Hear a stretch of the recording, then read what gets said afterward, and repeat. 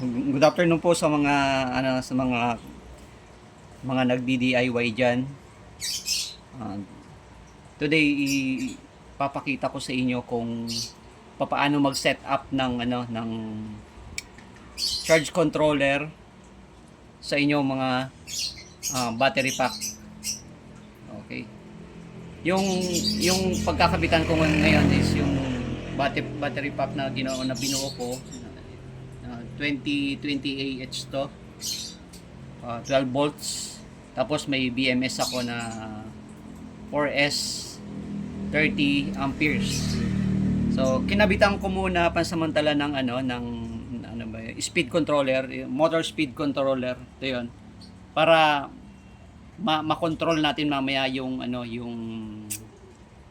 low level ng ng voltage. Para mapakita ko lang sa inyo kung paano magdi-disconnect, kung paano mag-on yung charging. So ito ikakabit ko ngayon is charge controller to. Charge control module. So nabili ko lang to sa Shopee. So kakabitan ko siya. Although na ang battery pack na to is may BMS na. So safe na to para sa charging. Kaya lang mas gusto ko yung namo-monitor ko kasi may may ilaw to. May ilaw. So pagka nagcha-charge, magbi-blink kapag nag-off yung charging niya. So of course mag-off din yung light niya dito. So tong na to, hindi ko muna linagay sa tong setup na to hindi ko muna linagay sa casing kasi gusto ko makita nyo yung wiring. Okay? So dito sa charge module, linagyan ko ng charging port. Ito 'yan. Ayan, ito. May charger to eh. Na mamaya ipapakita ko sa inyo kung paano i-connect yung charging. Actually lang dito pa-plug in lang dito. Plug and play lang to. So ang medyo mahirap lang dito is yung pagsi-set up nitong yung low voltage at saka yung high voltage, high disconnection voltage. Okay. So start na tayo. Sa ngayon, mayroon siyang 13.3 volts.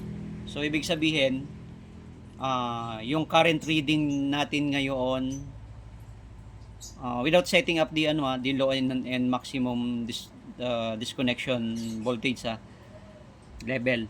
So 13.3 kasi nakakabit siya sa sa battery. So ito, may dito sa module na to may makikita kayong dalawang button. So left tsaka right. Okay. Left tsaka right. Okay? Ngayon, i-hold ko lang tong left. Bali sundan nyo lang to, sundan nyo lang. I-hold ko lang yung left ng siguro mga 2 seconds or less than. Ganyan. 1, 2, yan. Pag nag-blink na, ito yung increase, ito yung decrease sa kanan.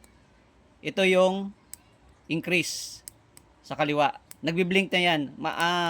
May edit nyo yan habang nagbi-blink yan. Okay, so isi-set ko yung low voltage niya ng 12.5. Okay? Ayan, isi-set ko ng 12.5. Yan. Ibig sabihin, yung 12.5 na yon, kapag bumagsak yung voltage ng, syempre, kaloload natin, kagagamit natin, babagsak yung voltage. So, pag umabot na ng 12.5, automatic magcha-charge to. Automatic magcha-charge yan.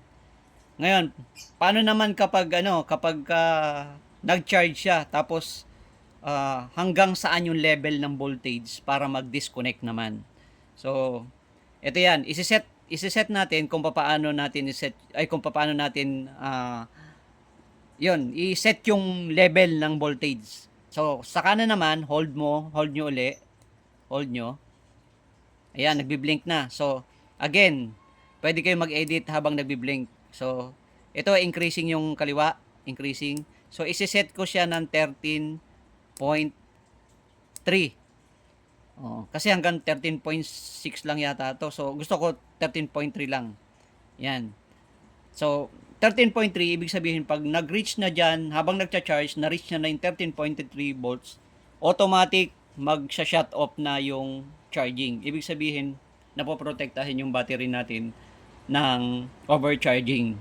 At napoprotektahan din natin yung battery natin ng over-discharging. So, hindi masisira agad yung battery nyo. Tatagal yan. Ngayon, ito, papakita ko sa inyo ngayon kung paano mag-charge, kung paano nagcha-charge. Kasi dapat mag-blink to eh. So, ito yung kinabit kong speed controller. Actually, sa ano to eh, sa pan to ginagamit or sa mga ano eh. Pero, i-apply ko muna dito para mapakita ko lang sa inyo kung nakapag bumagsak yung voltage is gagana yung charging. Okay? So, i-drop ko lang siya. So, makikita nyo dito sa voltage. Ano yun, yan, yung voltage. I-drop ko siya. Ito, ano lang. Yan. Da-drop yan. Ayan, nakita nyo, nagda-drop siya. Yan. Kasi, full charge kasi ngayon eh. So, matatagalan tayong magpa-drop nito. Kung hintayin natin yung battery lang na mag-drop. So, kumuha na ako nagkabit na ako ng speed controller para ayan. Ayan, nakita nyo umilaw. Ibig sabihin, pumalo na nga siya ng 12 point So, okay, basta, ayan. Pag bumagsak siya ng ganyan na voltage, hindi naman actually aabot ng 12.0 yan. 12.5 pa lang, iilaw na to. Gumamit lang kasi tayo nitong inito kasi accurate eh. Okay, so, ngayon, sasaksakan ko ng charger. So, isasasak ko tong charger para malaman natin kung gumagana, kung nagkakarga ba siya. So, nakita nyo, ayan, nagbi-blink. Ayan. So, sinaksakan ko ng charger. Ayan, sinaksak ko yung charger dyan. Galing sa 222 volts. Ayan o, ayan yung 220 volts o. Ayan o, nagbi-blink din dito. So, ayan.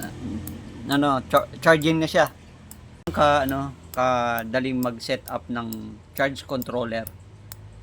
Yung wiring niyan, yan. So, pag tinanggal ko tong speed controller na to, ikakabit ko to direkta dito sa BMS. Ikakabit ko to sa BMS. Diyan. So, pinakita ko lang kasi sa inyo na parang pinadrop ko lang yung voltage para lang mag-start ng charging. Hindi kasi mag-start ng charging kung hindi ko i-drop yung yung voltage. So, sana nakatulong sa inyo yung yung tutorial na to kung paano mag-set up, mag-configure dito sa sa charge controller na to. Kung natuwa kayo, baka naman pwedeng pa-subscribe naman diyan para updated kayo dun sa mga bago kong or sa mga susunod kong videos. Marami pa akong i-upload na mga tutorial about dito sa mga module na ginagamit sa mga solar setup natin. Kung paano mag-configure, kung paano mag-install, kung paano yung mag-wiring nun. Para sa mga baguhan tulad ko. Madali lang to. Ilalagay ko na lang sa comment section yung mga link nito. Mabibili nyo lang sa Shopee sa murang halaga. Okay po. Thank you.